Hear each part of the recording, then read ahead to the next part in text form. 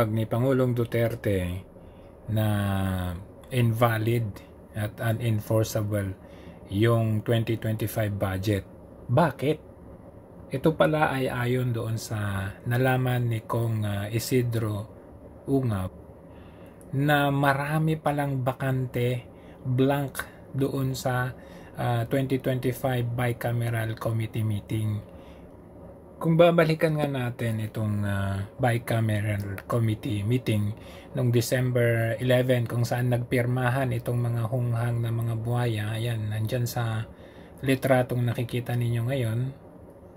Kaya pala ang sasarap ng kanilang tawanan, kanilang smile dahil ayan pala, nalalapit na pala ang kanilang pagbubulsa sa budget, pera ng taong bayan. Ayan ho. So, ayan po ang mga ilan sa mga committee, no? Tandaan natin ang mga pagmumukhang ito. Ayan. Dahil sa darating na halalan, hindi na po natin iboboto ang mga gahaman at mga traidor sa bayan na pahirap sa pera ng taong bayan. At kung titignan nga natin, ito po, ayan, counterpart ng Senate at ng House. Mga pumirma, ayan si Grace Poe, Zaldico, Cynthia Villar, Kimbo, at kung makikita naman ninyo, wala, no? Wala kay Senator Bato de la Rosa, wala din kay Pia Cayetano. Ayan sila Dong Gonzales, JJ Suarez, Dalipe, Asidre, Win Gatchalian, at kung makita natin ulit, wala din kay Senator Bongo. Neptali Gonzales, wala din kay Loren Ligarda, and wala din kay Risa Ontiveros, wala din si Aimee. I think hindi nag-attend si Aimee. Wala din si Villanueva, and wala din si Migs. Si Ejercito meron, si Duabet pumirma, ayan. So, tatandaan natin yan sa darating na halalan.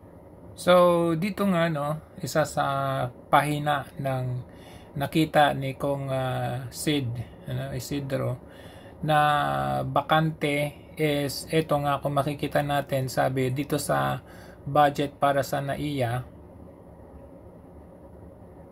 dito sa budget para sa NAIA na ito, yung 74 billion replace with, pero blanco siya.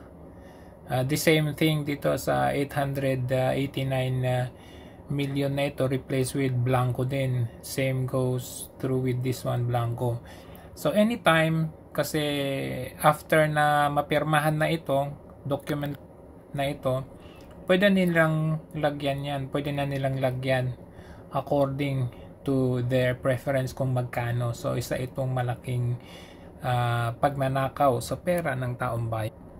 Kaya kung makikita natin dito, ano, ayan, yan yung binakantian nila sa NIA. Ayan, bakante, malinaw po ito, no? Hindi naman siguro sila bulag para hindi nila makita ito bago nila pirmahan. In fact, pati yung total. So, paano pag nilagay ko dyan na, nilagay ko dyan na 2 trillion? O di wala na silang magagawa. Wala nang magagawa ang taong bayan. Dahil napirmahan na eh. Ayan o, makikita nyo talagang lantaran, no? Dito sa page 1A18 na to, lantaran ang ginagawa nilang pambababoy pala sa pera ng taong bayan. The amount of, tapos blanco, shall be appropriated. Tapos pinirmahan ng mga BICAM committee, ng mga hunghang, ng mga buhaya. Isa itong malinaw na pagnanakaw talaga. The list goes on and on. Replace with, tapos bakante, bakante. Dito na naman, bakante na naman. Grabe talaga, no? As in, dito pahina 1A80. Okay, pahina 1A144. Ay, sos. Pahina 1A145. Page 1B628. Yan, pag yung 1.1 billion na yan, pwede nilang palitan ng 2 billion. Wala na tayong magagawa doon. Kasi napirmahan na, kumbaga. The same goes with here. Ayan, napakalinaw. So, bakante. So, isa itong malinaw na pambababoy sa taong bayan sa Pilipinas dahil as turned by Attorney Vic Rodriguez na hinijack talaga nila ang GAA or ang budget, ang pondo ng 2025 kasi talagang patraidor, patalikod ang ginawa nila.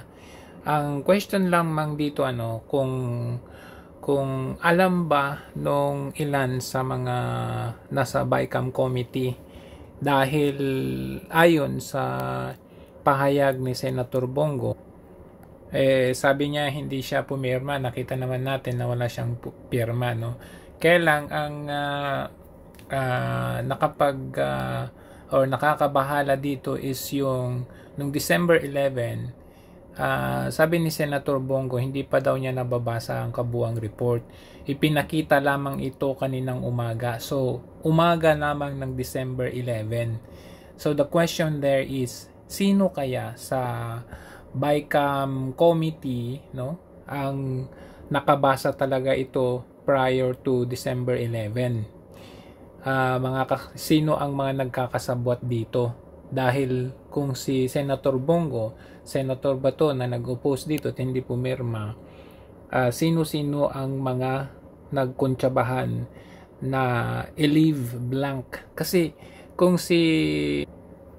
Isidro nga, sabi niya 3 days ago lamang niya nakita, nalaman, na-shock siya na ni-review niya yung BICAM committee report.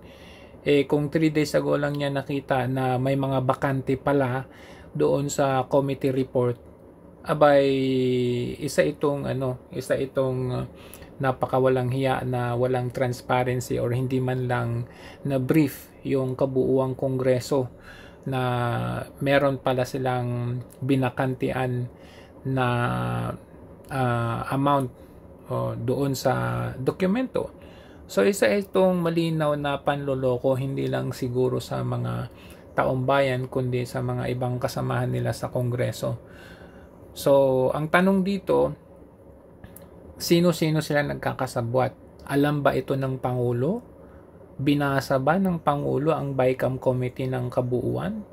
Dahil kung titignan natin itong binuklat ni Kong Isidro, ang kapal kaya nito, singkapal ng mga pagmumukha nila Tambaluslos, sobrang kapal.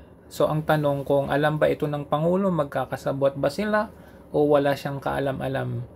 Dahil ito po ay isang malinaw na illegal, labag sa batas at unconstitutional. Kasi kung alam ito ng Pangulong Marcos Jr., edi siya ang dapat i-impeach at hindi si VP Sara Duterte. Ikalat pa natin ang impormasyon na ito, nakakashock na impormasyon na ito, na tayo pala ay ginoyo dito sa budget ng 2025 na ito.